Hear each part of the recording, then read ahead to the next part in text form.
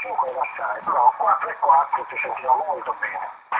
Però stavo callendo lui.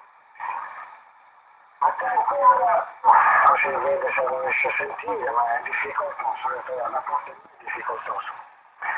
Quindi 07 kg emergenze, il gruppo, 07 eco xilofono kilo, prego Luigi.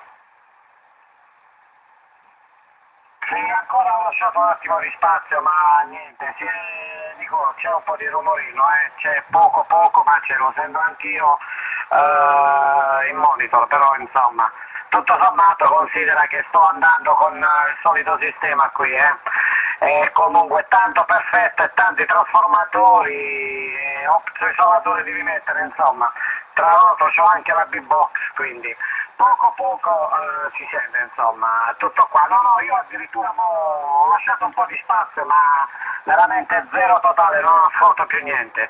Va bene, signori, io vi devo salutare perché a me il piatto diciamo che è quasi a tavola, è venuta sulla signora, mi ha avvisato e quindi magari ci ascoltiamo nel pomeriggio. Vi auguro un buon proseguimento di giornata, buon appetito, un salutone di SVM, Emanuele, ci sentiamo nel pomeriggio e a te il microfono. Italia Kilo 7 Foxtrot Papa Zulu, qui ha modulato i Zulu 7 Eco X-Ray Kilo Luigi in Barletta. Prego Emanuele.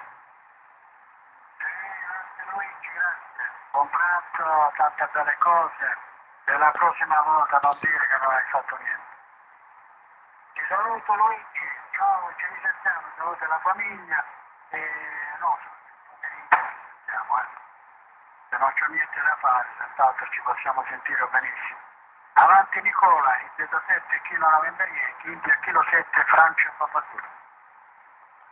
Scusa Nico, posso? Ciao, buon pranzo che a tua famiglia, ma sicuramente ci risentiamo perché oggi pomeriggio se è possibile alle 4, perché Emanuele ci sono scordato l'altro appuntamento, alle 16 ci dovremmo sentire con François della Francia.